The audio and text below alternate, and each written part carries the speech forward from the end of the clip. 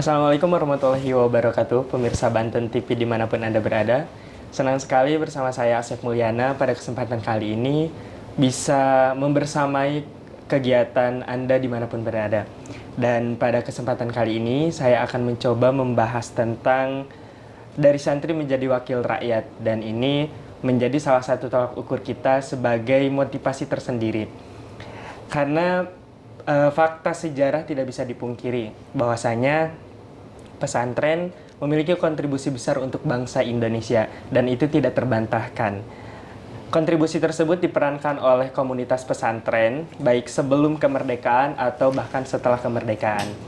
Dan perjuangan kemerdekaan sampai mempertahankan negara kesatuan Republik Indonesia ini menjadi komitmen pesantren sebagai implementasi cinta tanah air dan semangat nasionalisme. Seperti salah satunya narasumber kita hari ini, yaitu Bapak Dr. Ali Taufik dari anggota Komisi 5 DPRD Provinsi Banten dari fraksi PKB yang sudah hadir bersama kita. Assalamualaikum Bapak. Waalaikumsalam, Mas Ya, Asep. selamat siang Bapak. Selamat siang. Oke, bagaimana kabarnya Bapak hari ini? Alhamdulillah baik. Mas Asep gimana, sehat? Alhamdulillah sehat Bapak. Iya. Oke, Bapak, mohon izin ya, kita tahu bahwa Bapak Dewan ini atau Bapak yang bisa dikenal oleh masyarakat luas yaitu Bapak Ali sebagai anggota DPRD Banten yang berasal dari kalangan santri, betul ya Bapak? Betul. Oke, nah boleh diceritakan terlebih dahulu Bapak sedikitnya ketika Bapak Dewan dahulu ketika menjadi santri. Baik, jadi saya ini memang lama belajar di pesantren. Mulai sekitar 10 tahun lebih ya saya di pesantren itu. Mulai dari lulus SD sampai 3 tahun berarti di pesantren di Jawa Timur di Bojonegoro, namanya pesantren Abu Darin. Kemudian saya melanjutkan lagi SMA di pesantren Mambaul Ma'arif. Ini pesantren yang didirikan oleh Kiai Haji Bisri Sansuri, salah satu pendiri Nahdlatul Ulama. Dan kemudian lanjut lagi ke pesantren Langitan, lanjut lagi ke pesantren Nurul Furqon, kemudian kuliah juga. Nah, pengalaman menjadi santri ini pengalaman yang luar biasa karena di pesantren itu diajarkan kemandirian. Jadi selain pelajaran agama itu sebenarnya banyak ya nilai-nilai. Yang pertama adalah kemandirian, karena sudah masa muda kita diajarkan untuk mandiri, melakukan sesuatu secara mandiri. Yang kedua ini pembiasaan hal-hal yang baik beribadah, kemudian antri di kamar mandi, antri saat makan, kemudian membangun empati terhadap santri-santri yang lain, kemudian juga selain antri juga pembiasaan ibadah, misalnya sholat jamaah 5 waktu. Kita juga diajarkan bagaimana menata hidup sendiri, artinya jauh dari orang tua.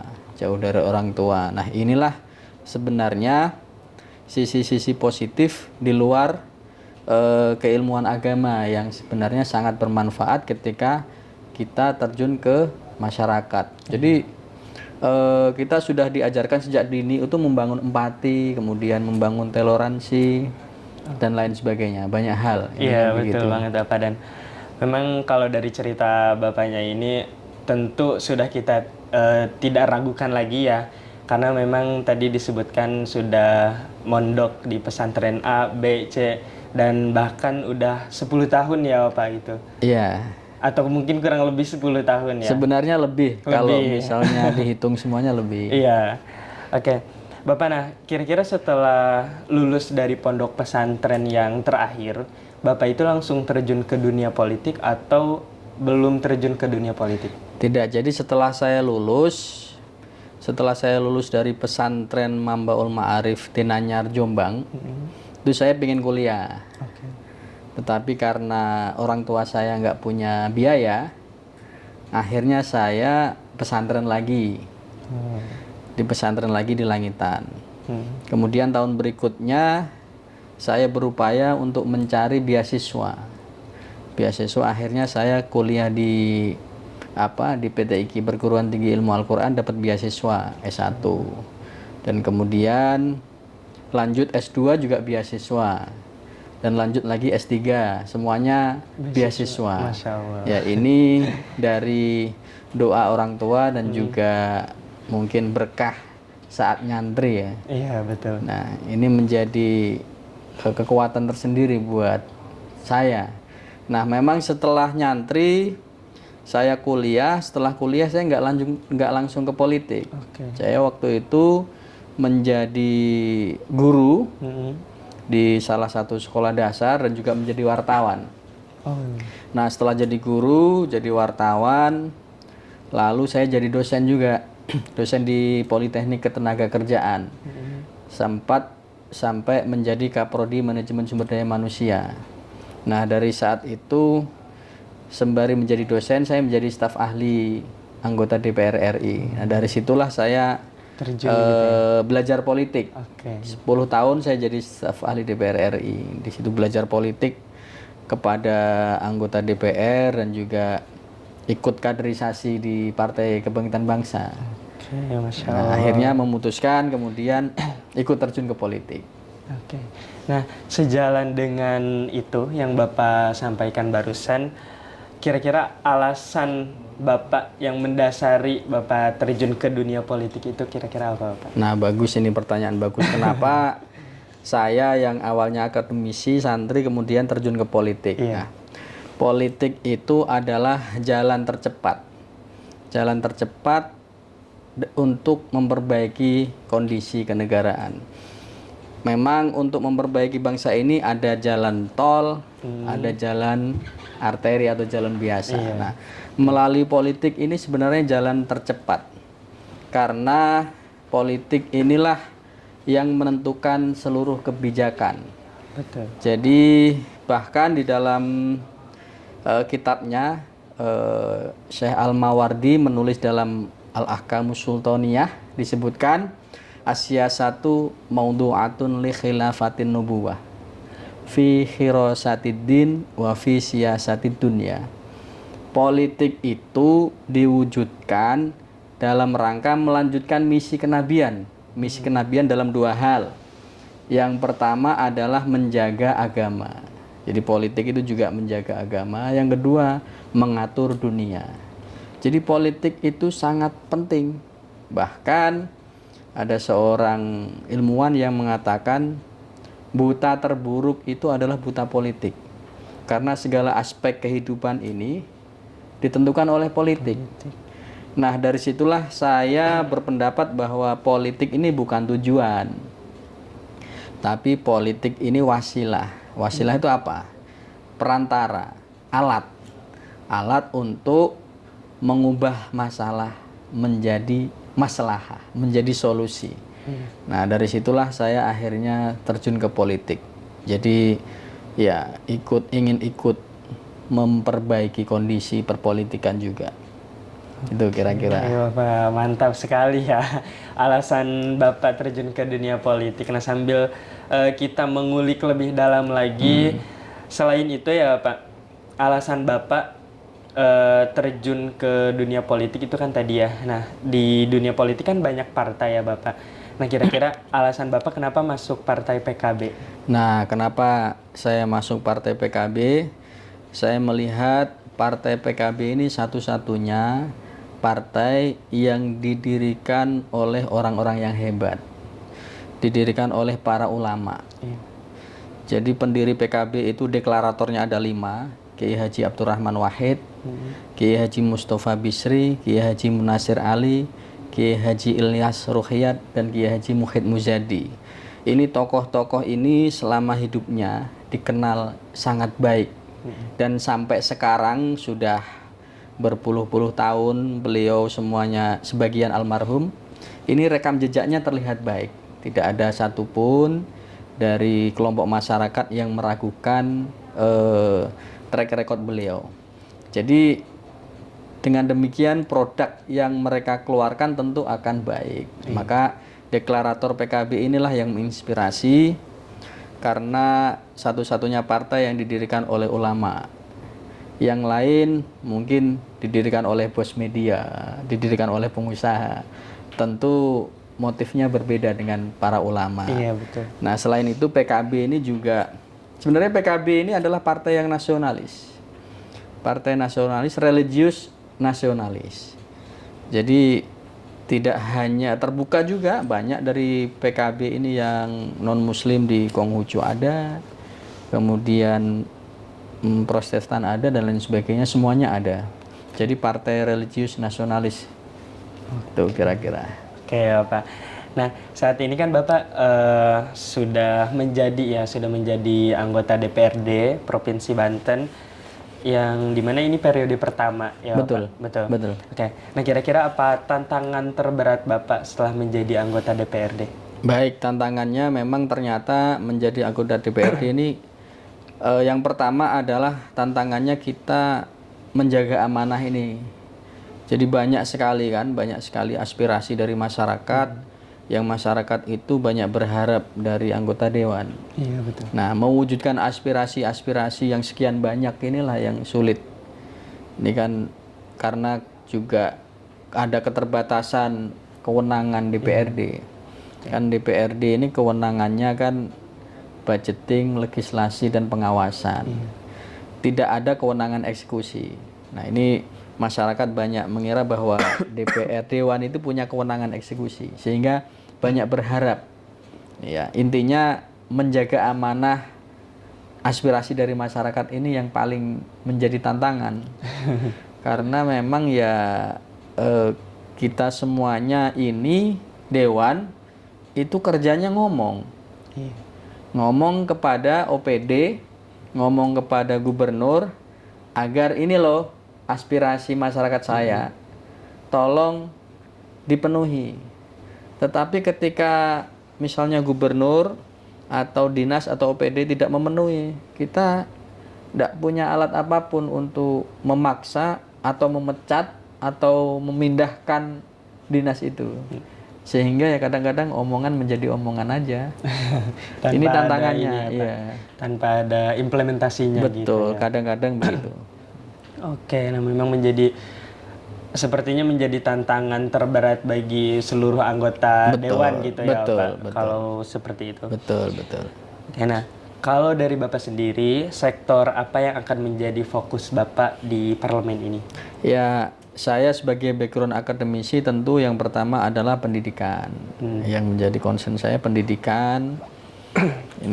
Pendidikan ini menjadi pilar utama dalam pembangunan peradaban bangsa Indonesia. Jadi saya kira ini pendidikan harus maju.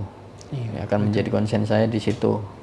Selain itu selain misalnya pendidikan negeri, juga saya lagi berusaha misalnya bagaimana peraturan gubernur tentang pesantren ini segera dibuat.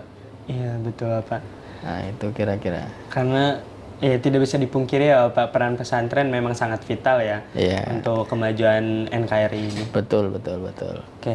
Nah, beberapa minggu yang lalu anggota DPRD Banten melakukan reses. Kira-kira apa aspirasi yang paling banyak dikeluhkan atau disampaikan oleh masyarakat? Baik, saya ini kan dari Dapil Kota Tangerang Selatan. Oh iya Pak. Aspirasi yang disampaikan rata-rata berkaitan, yang pertama tentang sekolah gratis. Oke.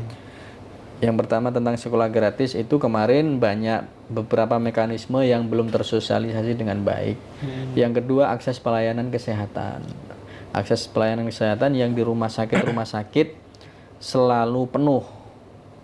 Nah, ini saya berharap agar dinas kota atau kabupaten ataupun provinsi ini segera mengoptimalkan puskesmas agar menjadi alternatif berobat. Jadi tidak numpuk di rumah sakit. Misalnya kalau puskesmas punya rawat inap, entah beberapa kamar gitu, paling tidak penumpukan antrian di rumah sakit itu ini bisa terkurangi.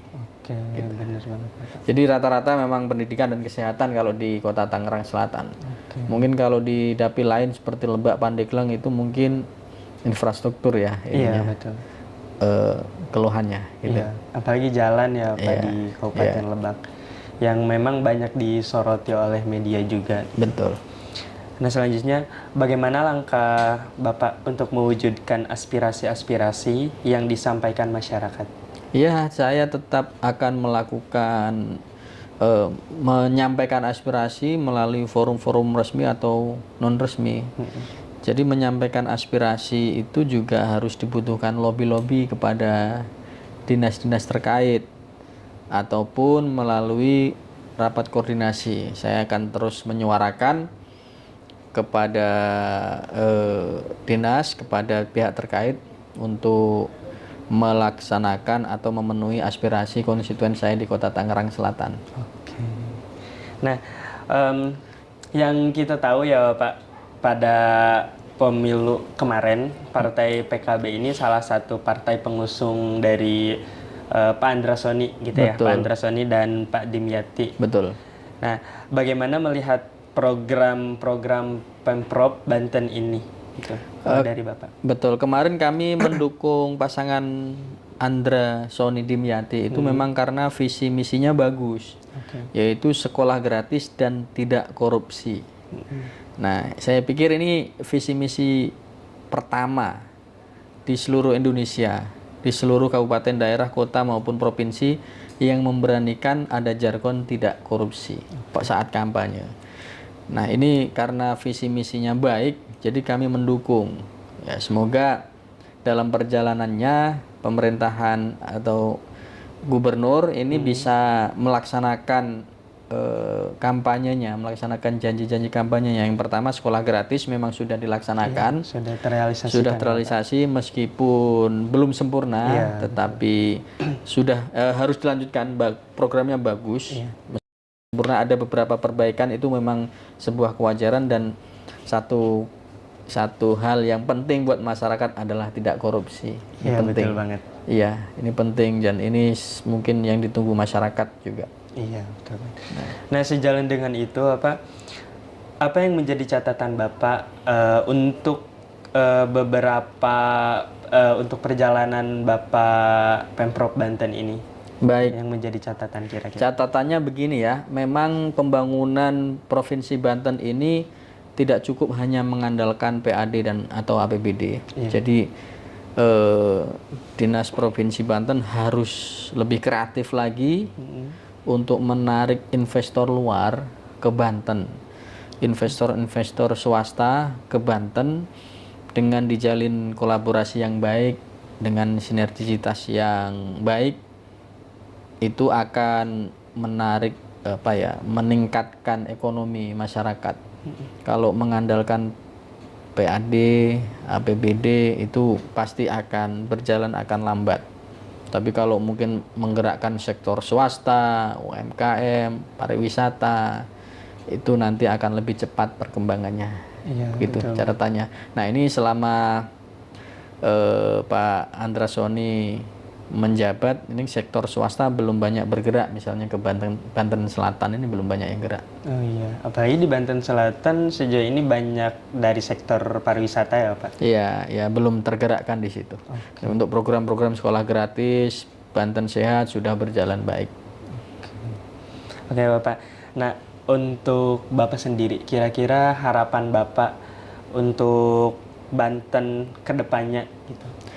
Harapan saya ini Hari Guru, jadi harapan saya di sini bahwa dunia pendidikan Provinsi Banten lebih baik, masyarakatnya bahagia, sejahtera, dan juga berperadaban yang tinggi, kira-kira begitu. Oke Bapak, baik, selanjutnya itu tadi pemirsa Banten TV dimanapun Anda berada. Selanjutnya kita akan mendengarkan closing statement dari Bapak sebagai sosok yang inspiratif sekali dari kursi DPR. Boleh Bapak silakan untuk menyampaikan closing statementnya. Baik, penonton Banten TV, banyak orang mengatakan politik itu kotor. Pun demikian tidak sepenuhnya kotor. Kalaupun iya politik itu kotor, saya mengajak kepada masyarakat-masyarakat yang masih baik hati agar peduli terhadap politik, sehingga sahabat-sahabat atau penonton di luar yang baik hati jika terjun ke politik ini akan mengurangi kekotoran politik, akan bisa memperbaiki politik dari dalam. Karena sebenarnya tidak baik kalau orang-orang baik itu cuek terhadap politik. Maka politik ini harus dikontrol, harus diperhatikan, dan harus menjadi menjadi utama ya, menjadi pandangan pertama, menjadi perhatian masyarakat, sehingga pelaku-pelaku politik ini akan terawasi dengan baik gitu. Oke, baik Bapak, terima kasih banyak. Dan pemirsa Banten TV dimanapun Anda berada, alhamdulillah kita sudah berbincang dengan tokoh inspiratif dari kursi DPR. Kita ucapkan terima kasih Bapak Sama-sama, atas terima kasih. kesempatannya, atas perbincangannya yang Masya Allah daging semua ini. Semoga kedepannya kita bisa berbincang lagi dengan topik yang berbeda. Amin. Dan itu tadi perbincangan kita hari ini salah satu motivasi juga buat kita, bahwasanya tidak menutup kemungkinan dari seorang santri bisa menjadi anggota dewan atau bahkan mungkin bisa jadi presiden dan wakil presiden. Saya Asep Mulyana pamit undur diri. Assalamualaikum warahmatullahi wabarakatuh. Waalaikumsalam warahmatullahi wabarakatuh.